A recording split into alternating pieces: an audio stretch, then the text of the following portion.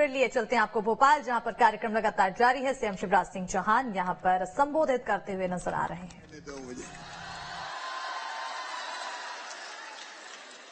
यहाँ आके कैसा लग रहा है? इधर वालों को भी अच्छा लग रहा है, मुझे भी बहुत अच्छा लग रहा है। सच में बेटा बेटियों, मैं तुमसे बहुत प्यार करता हूं। I love you.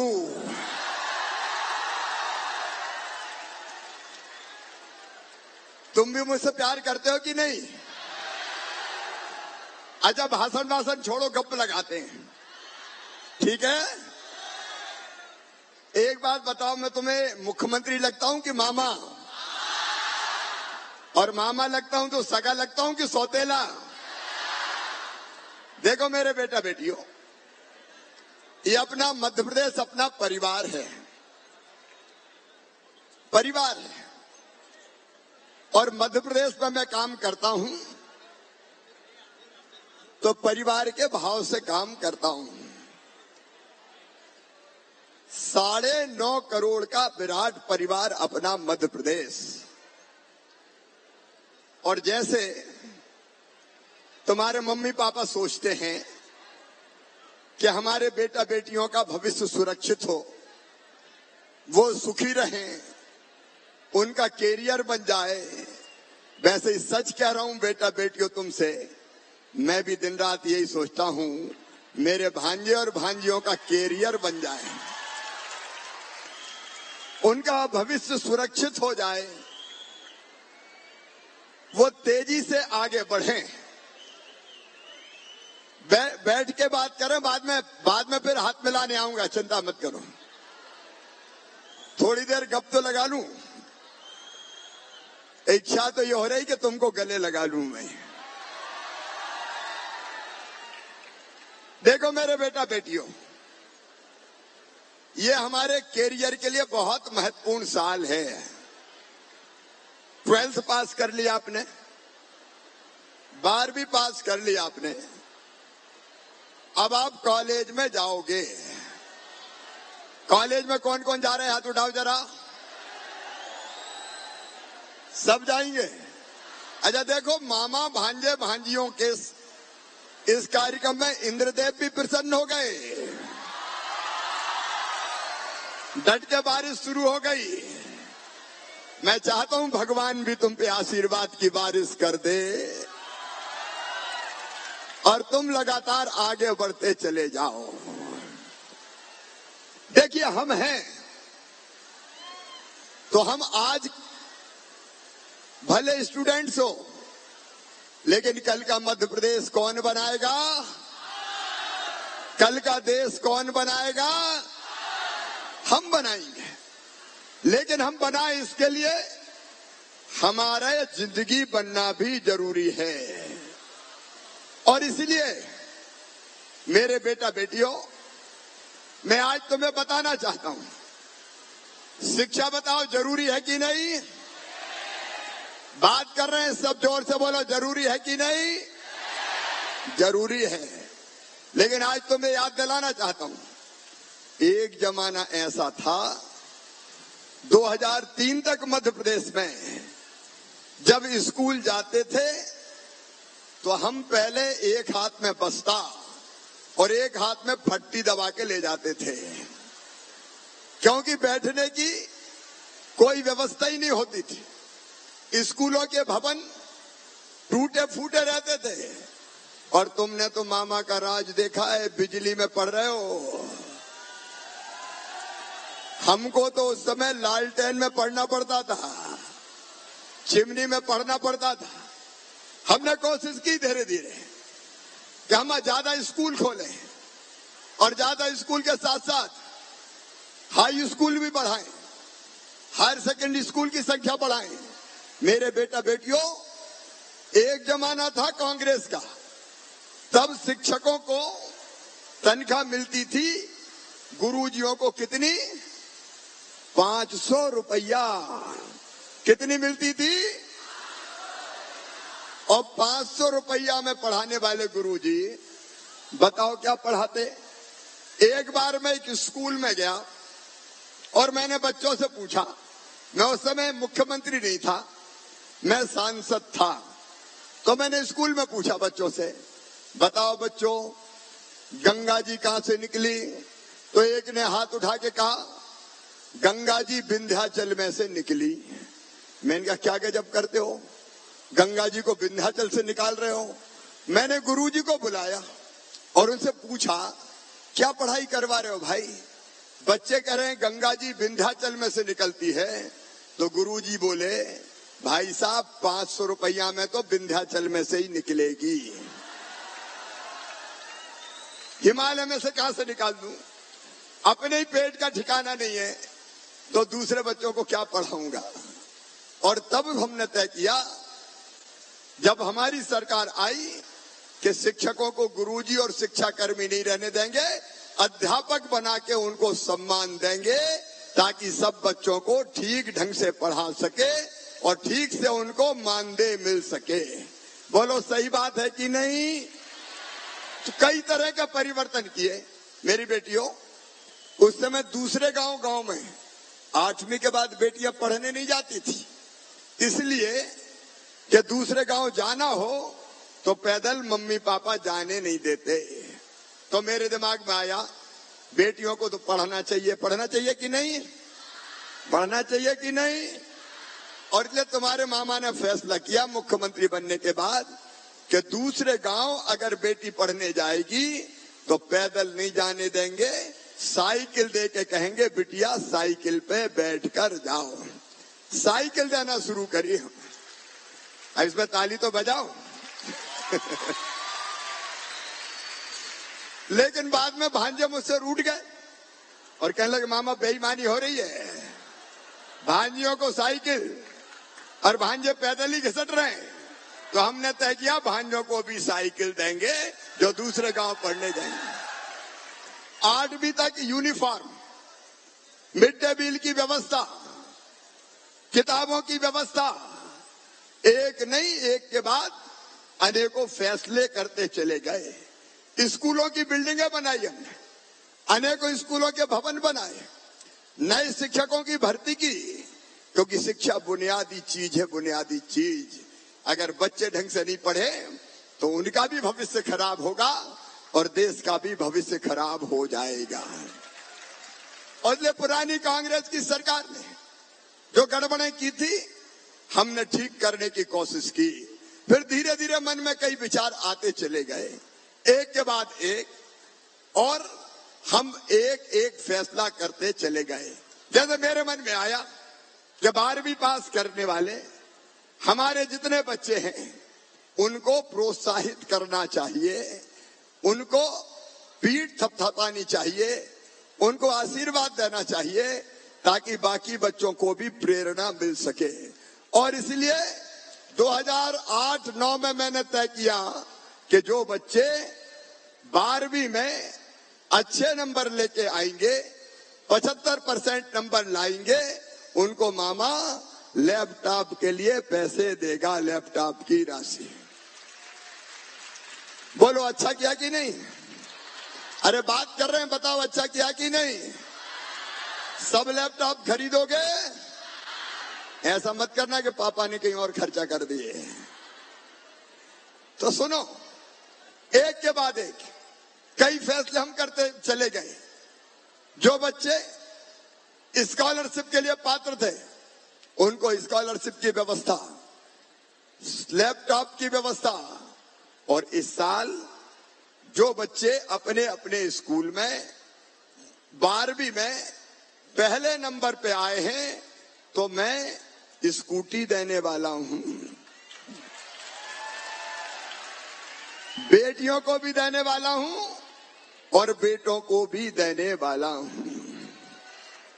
बेटा को भी स्कूटी और बेटे को भी स्कूटी।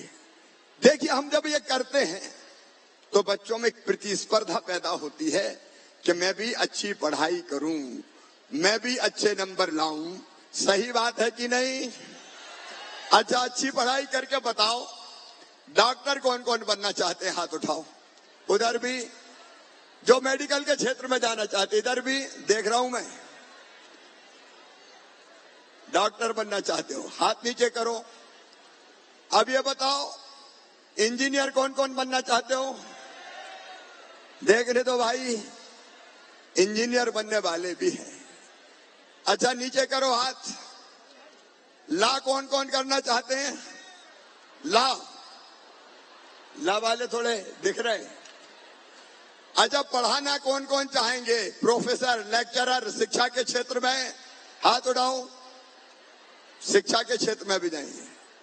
अच्छा, बिजनेस मैनेजमेंट के कोर्स कौन कौन करेंगे? बिजनेस मैनेजमेंट, बिजनेस वाले भी बहुत हैं।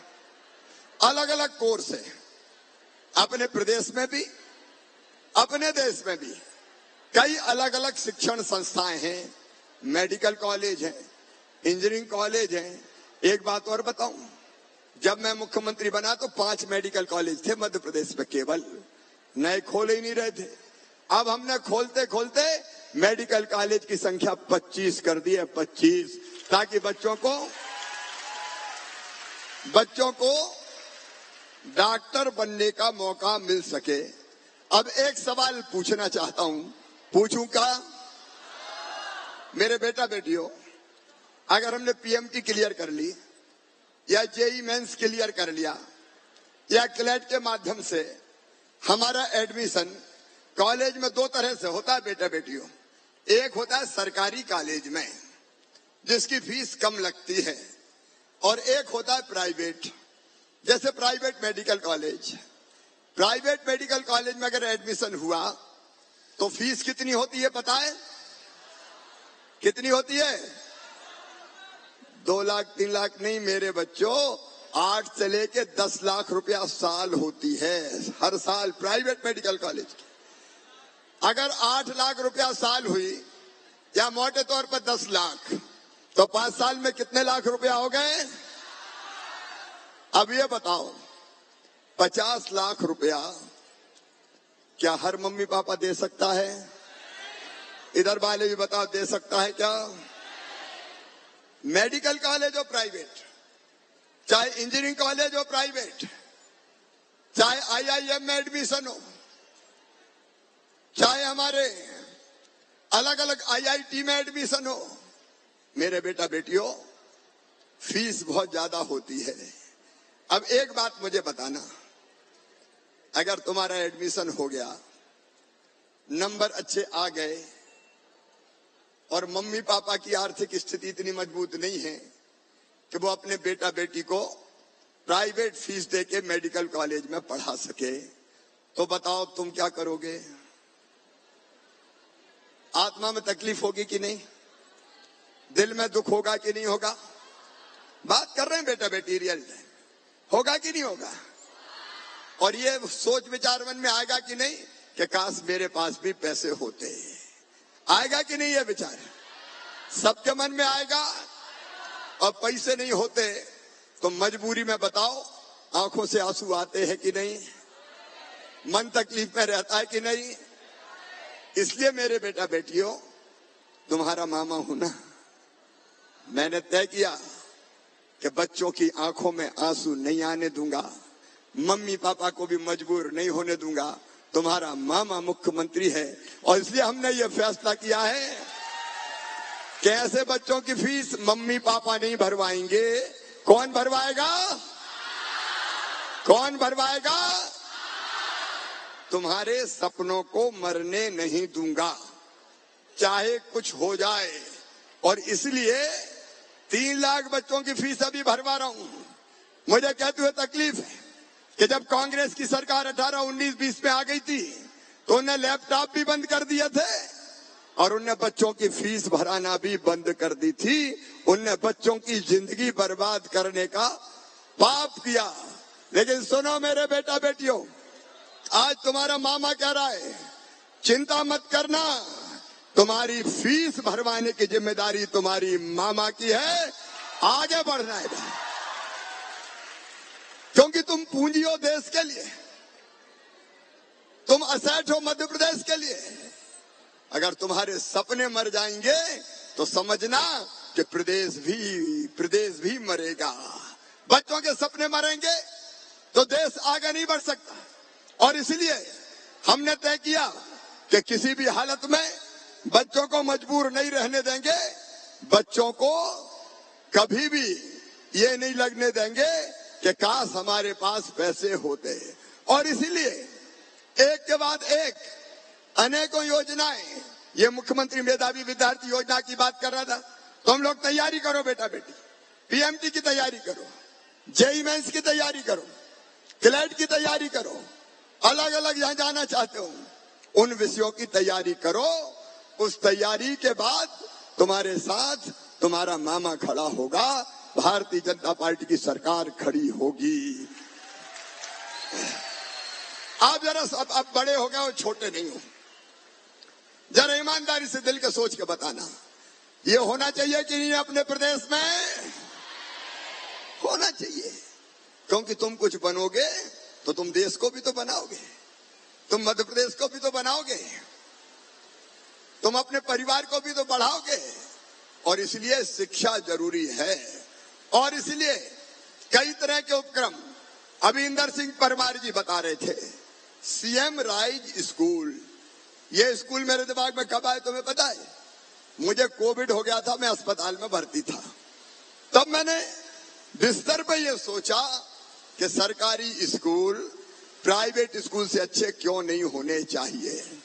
और इसलिए हमने तय किया कि अब सीएम राइज स्कूल बनाएंगे। एक एक स्कूल की बिल्डिंग 38 40 करोड़ रुपए की बना रहे हैं। शानदार स्कूल की building, smart class, lab, library, playground.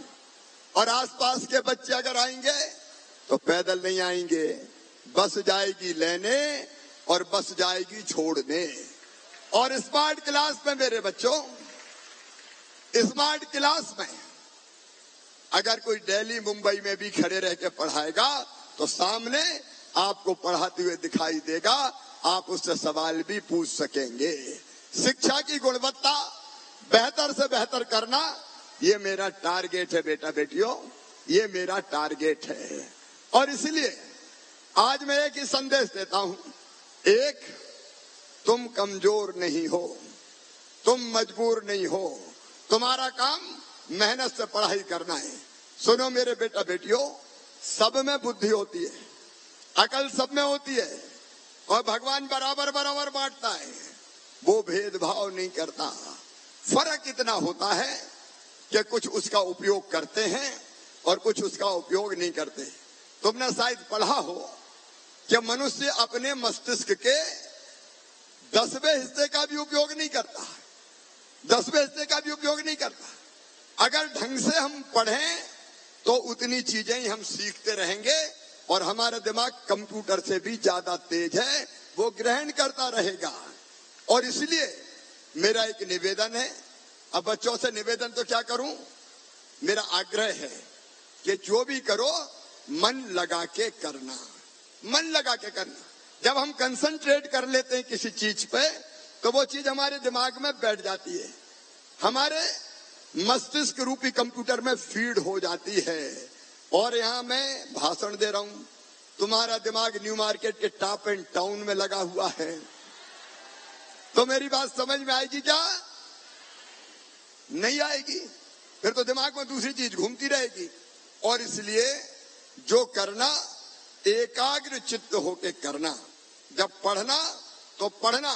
और देखो, स्वामी विवेकानंद एक बात कहते थे नौजवानों को, वो कहते थे तुम केवल 3.5 हाथ के हाड़ मांस के पुतले नहीं हो, तुम ईश्वर के अंश हो, अमृत के पुत्र हो, अमर आनंद के भागी हो, अनंत शक्तियों के भंडार हो। मैं फिर कह रहा हूं, अनंत शक्तियों के भंडार हो। दुनिया में कोई काम ऐसा नहीं है कि जो तुम ना कर सको। तुम चाहो तो ब्रह्मांड पे भी कमांड कर सकते हो। देखो, जो कुछ किया दुनिया में इंसानों ने तो किया है। हवाई जहाज का पढ़ा होगा तुमने, राइट बंधुओं का, पक्षियों को उड़ते देखा, दिमाग में कल्पना आ गई कि हम भी उड़े, और हम नहीं उड़ सकते। पहले तुम्हें पता है आदमी पंखे बांध के उड़ता था जब हवाई जहाज का अनुसंधान और आविष्कार हो रहा था, और कई के हाथ पांव टूटे उसमें। फिर उनको लगा कि नहीं यार ऐसे पंख बांध के अपन नहीं उड़ सकते, तो दिमाग सोचता गया और फिर आधुनिक हवाई जहाज की कल्पना को राइट बंधुओं ने साकार करके दिखा दिया। कौन ने सोचा? आदमी नहीं सोचा ना। आदमी नहीं सोचता तो हवाई जहाज बनता क्या? आदमी नहीं सोचता तो परमाणु बम बनता क्या? अगर पहिया आदमी नहीं सोचता नहीं बनता तो बताओ आज दुनिया आगे बढ़ती क्या? आज गाड़ियां चलती क्या? आदमी सोचता और हो जाता है। मेरा कहना है तुम सोचो कि तुम बेहतर से बेहतर क्या कर सकते हो। अब देखो मेरे दिमाग में बचपन में आया कि शिवराज साधारण जीवन नहीं जीना, कुछ ना कुछ करके मरना है। और मैं उसके कारण लगा रहा। तुम्हें पता मैं 17 साल की उम्र में जेल चला गया था, इमरजेंसी में आपातकाल लगा था, उसमें जेल चला गया था मैं। निकलने के बाद मैं फिर काम करता रहा तो मध्य प्रदेश का मुख्यमंत्री बन गया, क्योंकि दिमाग में आया कि करना चाहिए बड़ा काम। कोई भी कर सकता है, तुम भी कर सकते हो, तुम भी कर सकते हो, तुम भी कर सकते हो, तुम भी कर सकते हो। बोलो कर सकते हो कि नहीं? तो पहली चीज अपने आप को आत्मविश्वास से भर लो। हम करेंगे। कोई किसी भी क्षेत्र में करो मेरे बेटा बेटी, खेल के क्षेत्र में करो, संगीत के क्षेत्र में करो, कला के क्षेत्र में करो, साहित्य के क्षेत्र में करो, इंजीनियरिंग के क्षेत्र में करो। स्टार्टअप अपने बच्चे शुरू कर रहे हैं। छोटे छोटी बेटियां स्टार्टअप कंपनियां बना रही है, और स्टार्टअप कंपनियों का इंदौर में टर्नओवर 8,000 करोड़ रुपया हो गया एक स्टार्टअप कंपनी का। बेटियां कर रही है, 20 साल की, 22 साल की, 24 साल की बेटे कर रहे हैं। और इसलिए मामा का तुमको ये संदेश है कि करना जरूर कुछ ना कुछ। अपनी जिंदगी को बेकार नहीं गवाना है, आगे बढ़ के काम करना है। बोलो सब करोगे?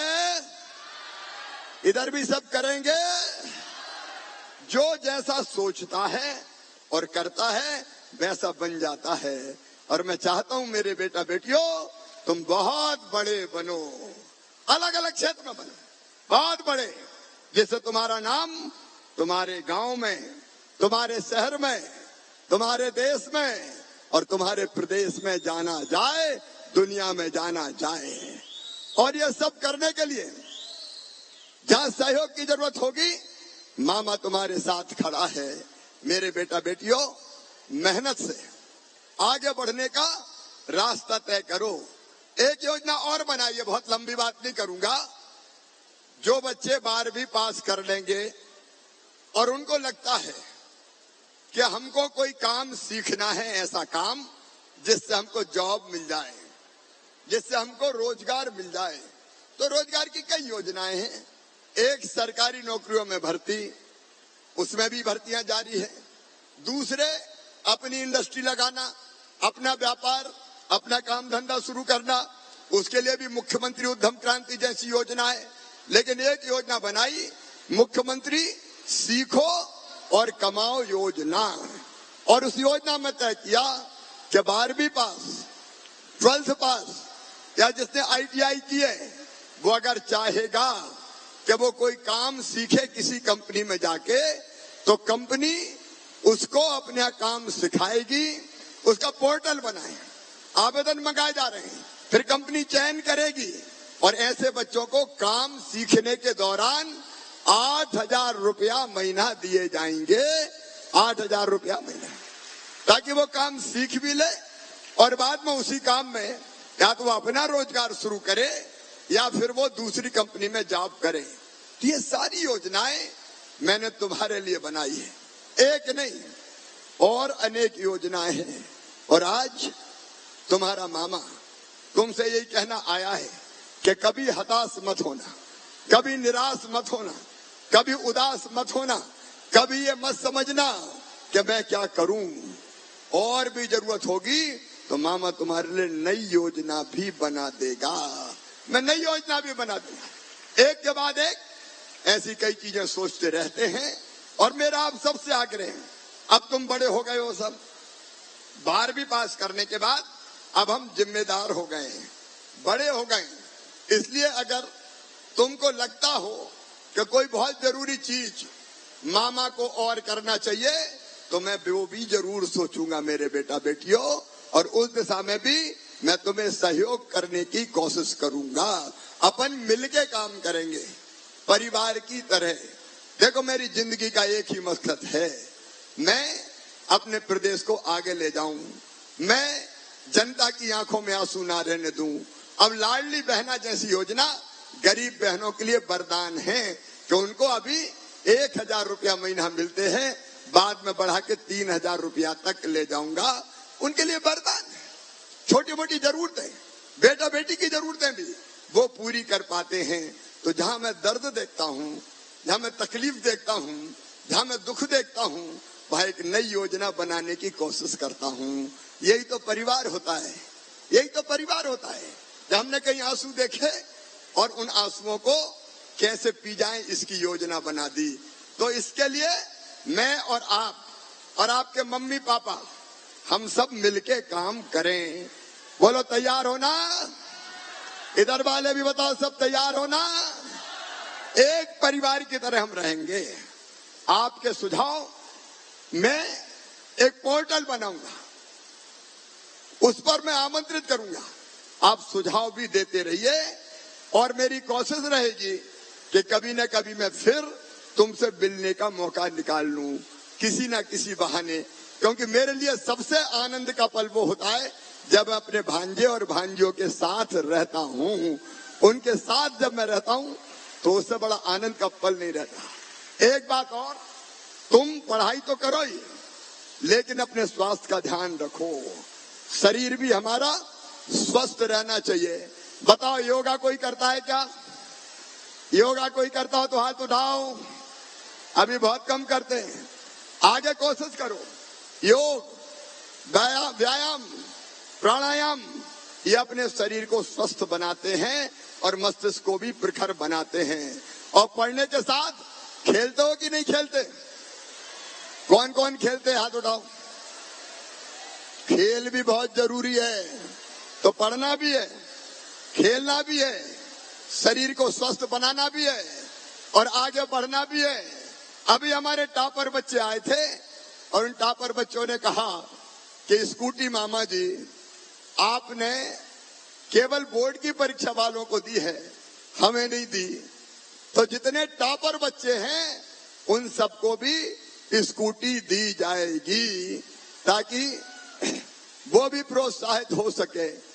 और अगले साल से ये लैपटॉप देने वाली योजना बोर्ड की परीक्षा में भी लागू होगी और सीबीएसई के भी परीक्षा में इसको लागू कर देंगे ताकि सभी बच्चों को इसका लाभ मिल सके। मेरे बच्चों, एक बार फिर तुम सबको खूब आशीर्वाद, खूब प्यार। मामा और भांजे भांजियां मिलकर काम करेंगे, आगे बढ़ेंगे और अपने परिवार का नाम रोशन करेंगे, अपना नाम रोशन करेंगे और देश का नाम रोशन करेंगे। बारिश हो रही है, जल्दी जाना नहीं है जब तक पानी बंद ना हो जाए। इतने बरसते पानी में मत निकलना, लेकिन जाने के पहले आओ मेरे बेटा बेटियों, मेरे साथ एक संकल्प लो कि मामा तुमने जो बातें हमसे कही है हम उसका पालन करके अपनी जिंदगी बेहतर बनाएंगे। बोलो तैयार हो? सब तैयार हैं? उधर वाले तैयार हैं कि नहीं? और इधर वाले भी? तो मेरे साथ दोनों हाथ ऊपर उठाओ, दोनों मुट्ठी बांधो और बोलो भारत माता की, भारत माता की, भारत माता की। वंदे वंदे वंदे। हमेशा खुश रहो, आगे बढ़ते रहो, यही प्रार्थना है। बहुत बहुत धन्यवाद।